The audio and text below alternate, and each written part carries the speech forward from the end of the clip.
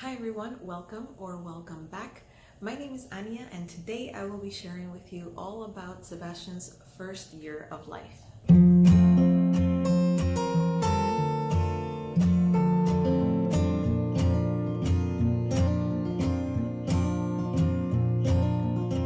Sebastian was born on November 20th of 2017, and as cliche as it sounds, I really cannot believe it's already been over a year since he arrived.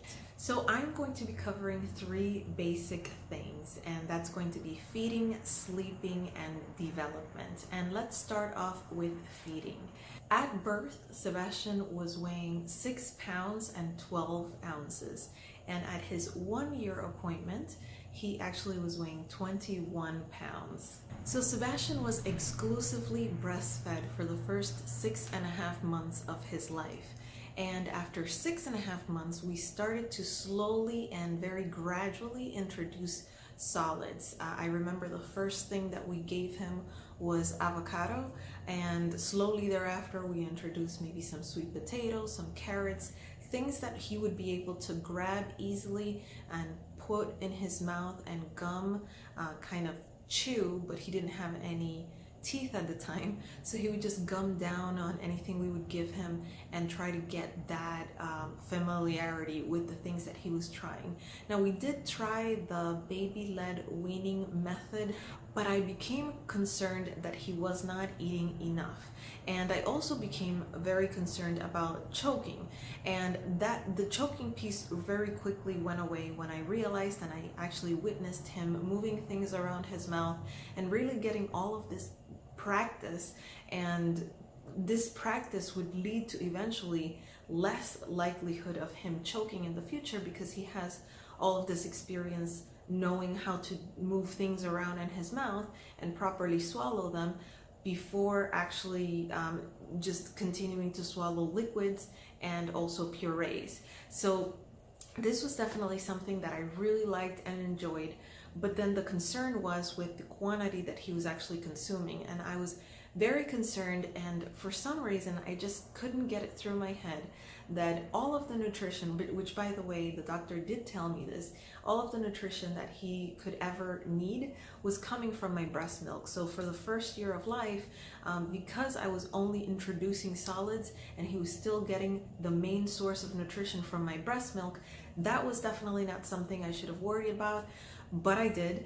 And so I thought, why don't we just go ahead and give him purees? This way I know exactly how much he is eating and we can go from there.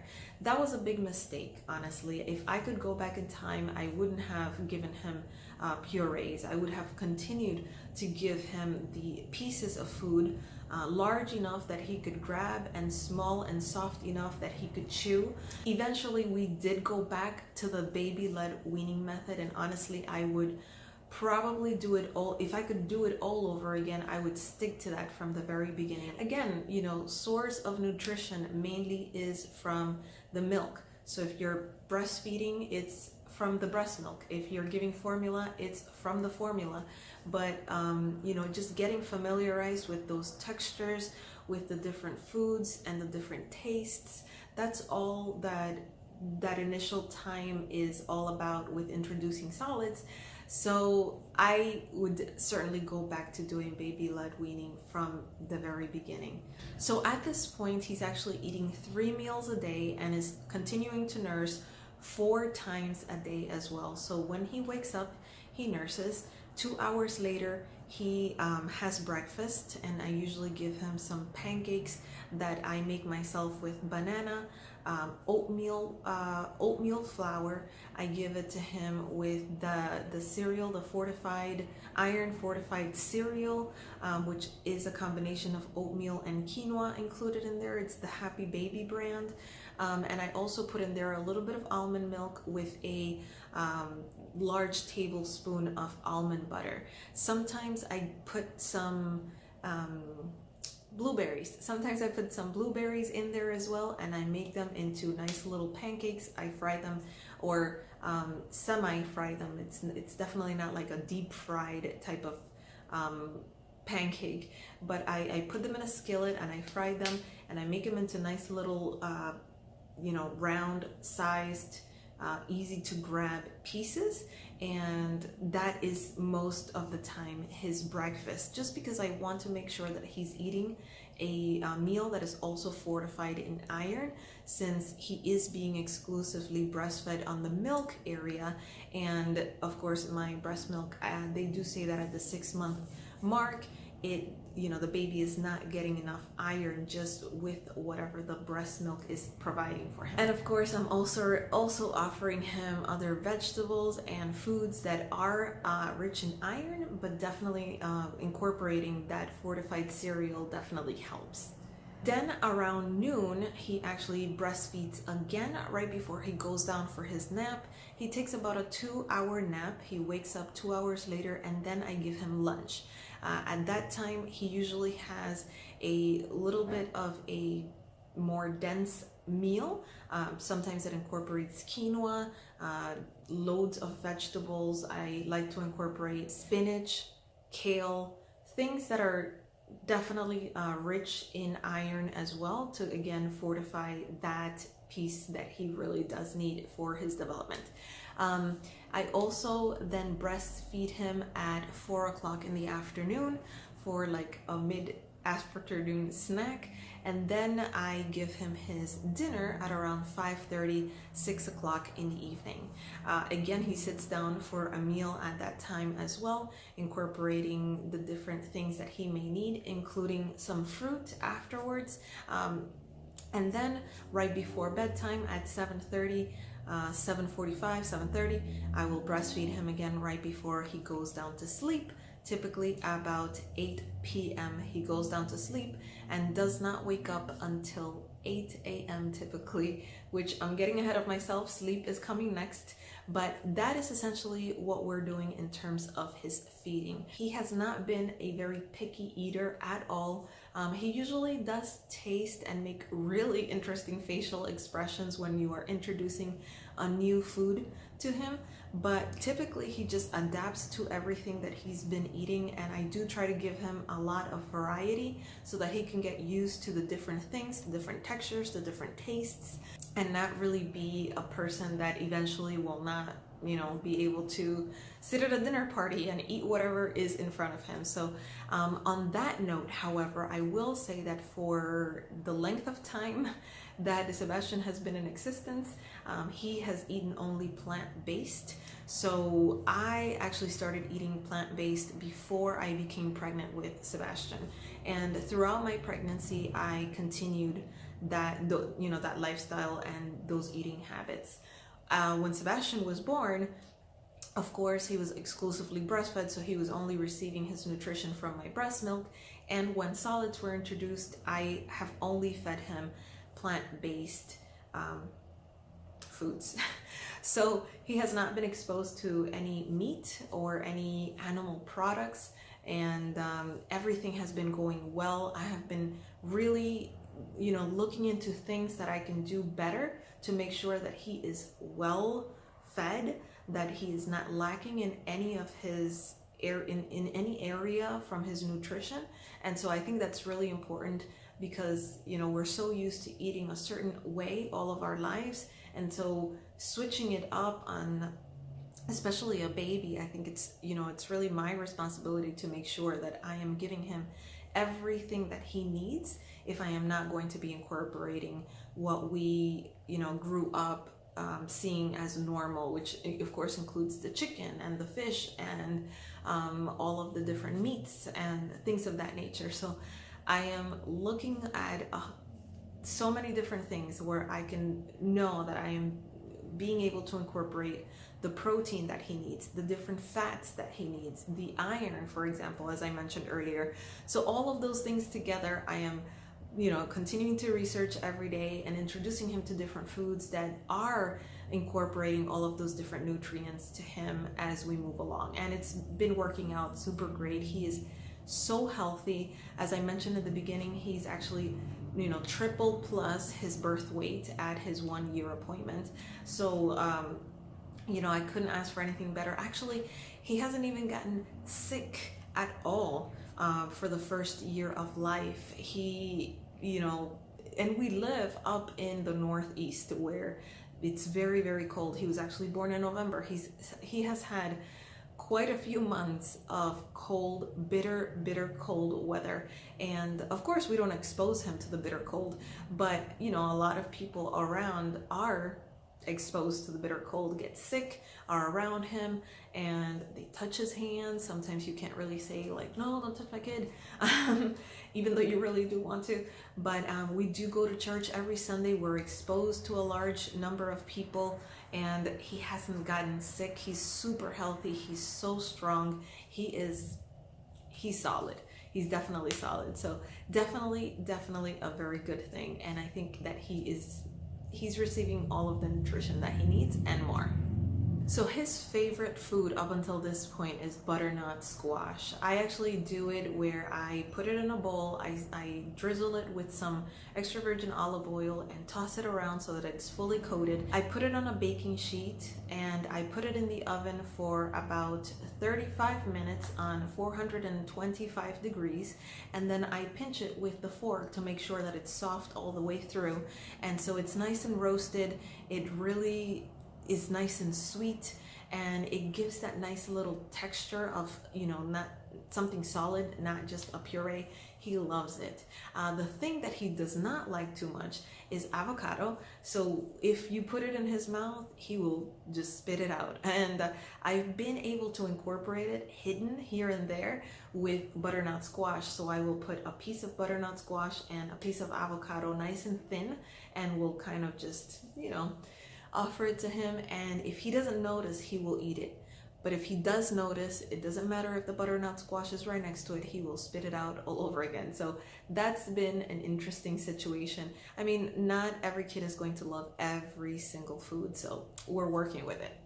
He has not shown any signs of sensitivity to any foods, any allergies, which is great, but I haven't yet introduced peanut butter, and I'm a little bit scared, but I do think that that needs to come very soon. And so I'm going to be incorporating peanut butter into his diet relatively soon here, and I'll keep you posted. So I mentioned earlier more or less the schedule that we follow with naps, with his breastfeeding schedule and his meal schedule, but you might have noticed that he only takes one nap a day, and yes, that's right.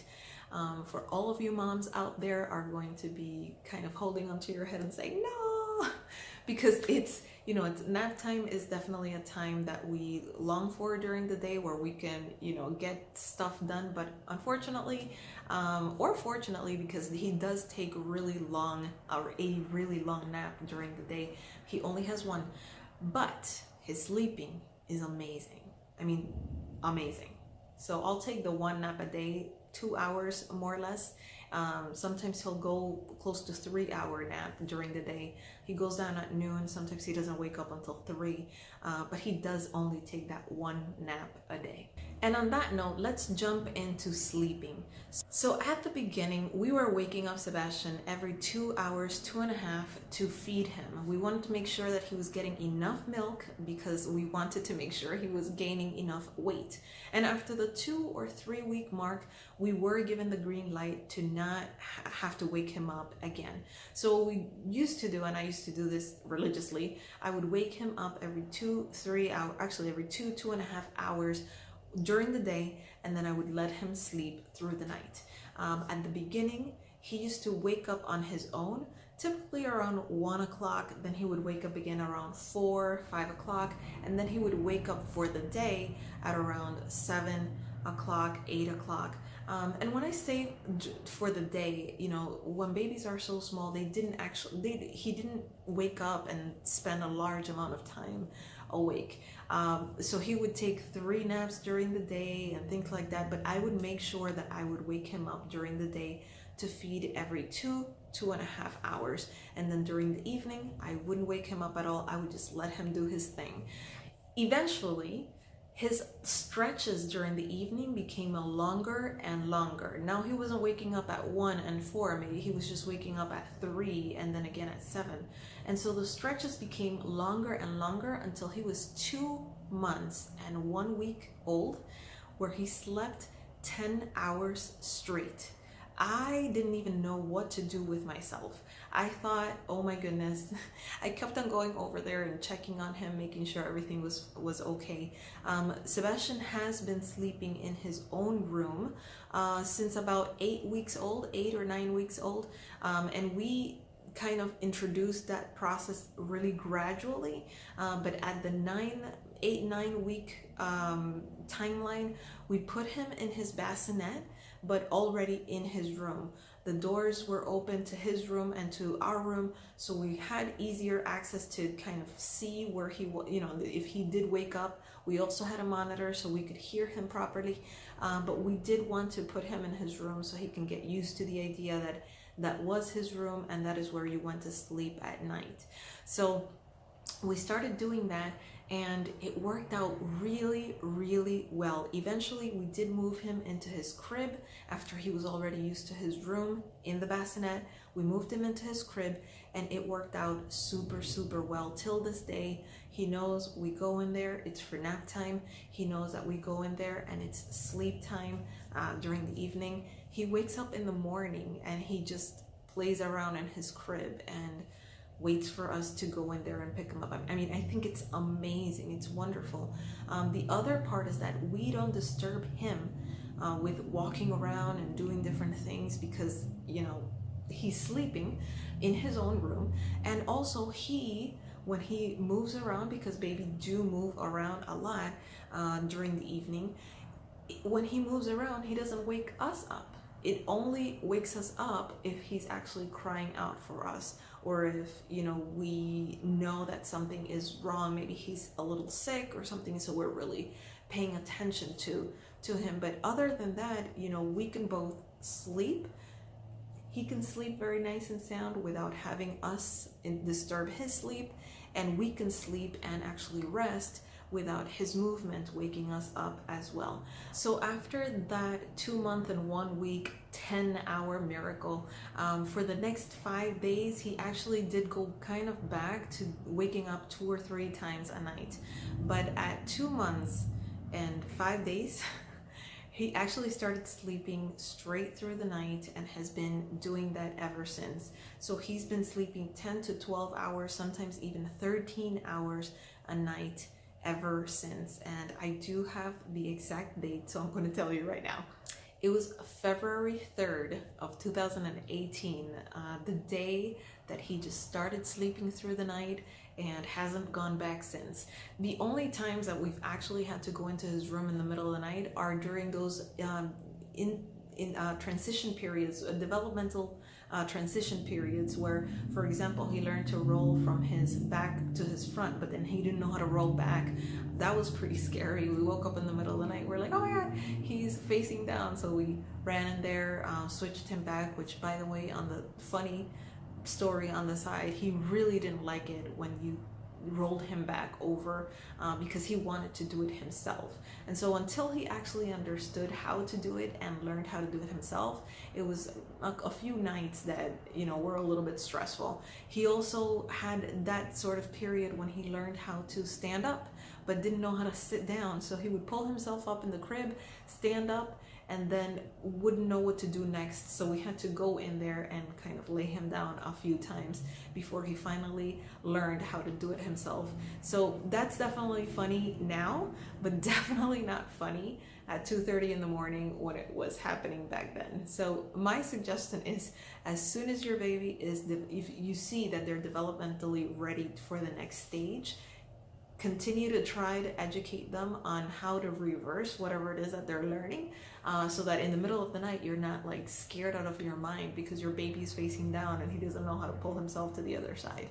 Or continue to, as soon as you see him ready to get up, just teach him, and this is how you sit back down, and that will give you a few more hours of sleep a night as well. So when he was sleeping larger stretches during the evening, he started with 3 naps a day. So he would go down for the night at 7:30. He would wake up again in the morning at around 6:30 in the morning. I would nurse him and put him back in his crib, and he wouldn't wake up again until about 8:30, 9 o'clock. in the morning. He would also again take a late morning nap and an early afternoon nap as well, and then would stay awake until it was time to go to bed again.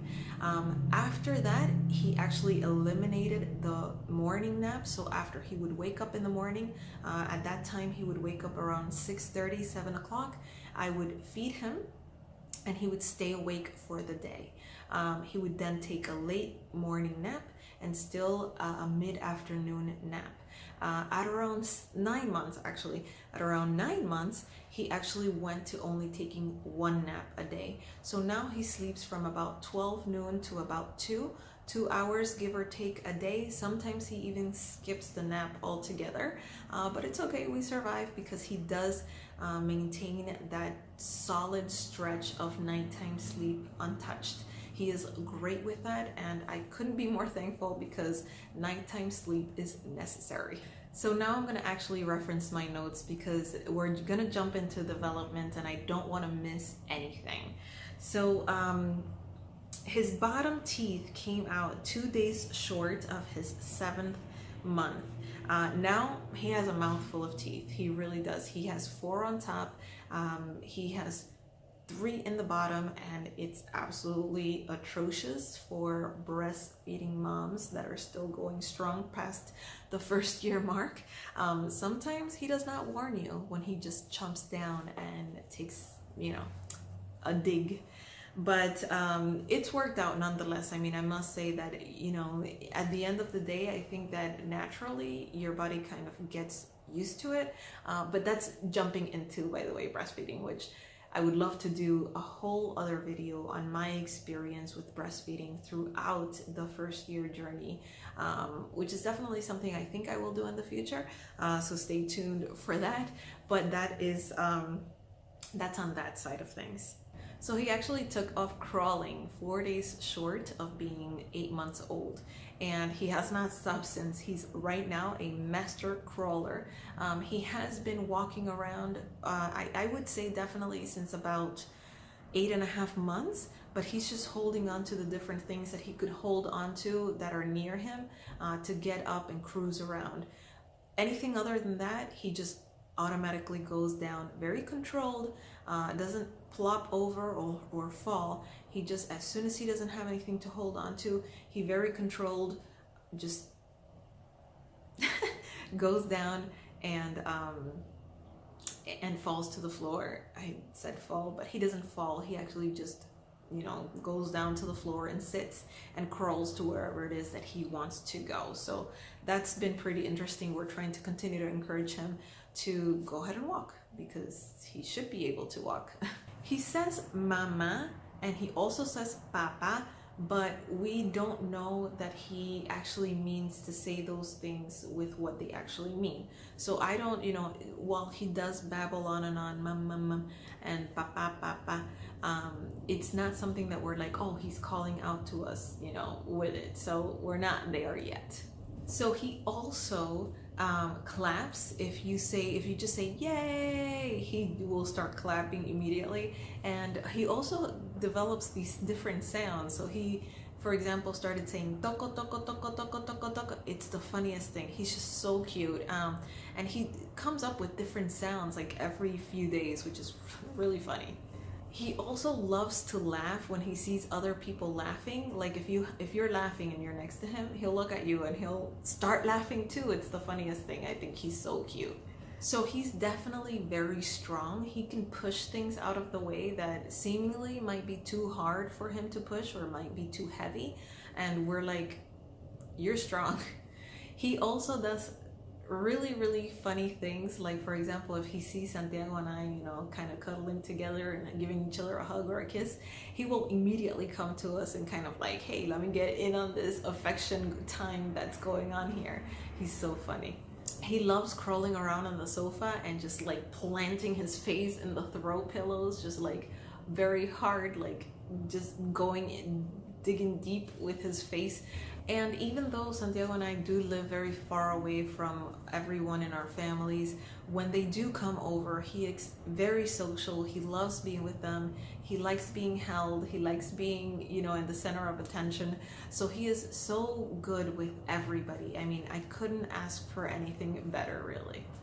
So I also want to talk about what it's like to actually be a parent. And honestly, I had no idea what to expect going into this. Zero idea.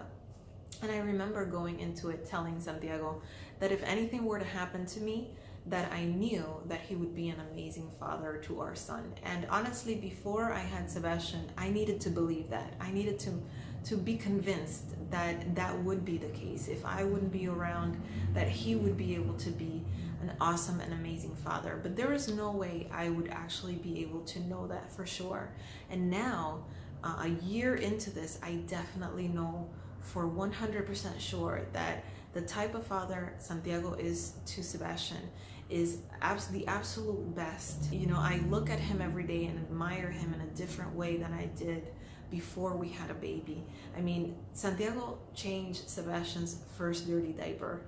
I was laid on that bed, like I couldn't even move after having pushed him.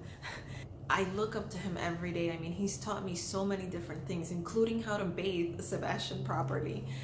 He's just been so great and amazing, and I really do thank God for the wonderful and amazing blessing that having a father to my son is in Santiago, and also that we have our little baby boy, and I feel so extremely blessed with our little family. And me, well, I am still on the learning curve, and apparently I hear that that learning curve never stops, because as soon as you think that you've mastered one area, the things change up and you are back to square one. But I've learned so many things from being a mom. You know, he's taught me so many things about myself that I did not know before. I know now that I have the strength that I never thought I did before, to kind of just cry long periods of time when I'm breastfeeding him, and the pain is almost unbearable just because I am resolute on giving my son the best of me. I am also 100% sure that I would lay my life down for my baby without one bit of hesitation, because I love this child so much. I also know that, you know, the priorities that I had before are really positioned properly now. You know, prioritizing my child next to all of the things that I thought were important before. Those things are just a speck of dust compared to what it is to have my child healthy and happy right now.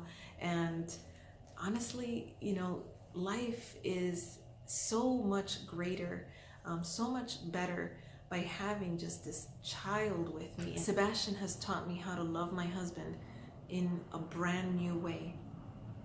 Sebastian has also taught me how to understand God's love in a way that I definitely never ever knew before. I know that mistakes will be made and tears will be cried, but I definitely know that hugs will be had and cuddles will be unending. Over the years, I am sure there will be falls, and also, come on, get up, you can do it. I know you can. There will be disappointments, and I am sure even anger. But I am also convinced that we will try our very best. And while for many things in life, our best is not enough, I do pray that we continue to keep our eyes on the prize of raising our child in God's ways. Thank you so much for watching. Please give this video a thumbs up if you liked it, and I will see you all in my next one. Bye!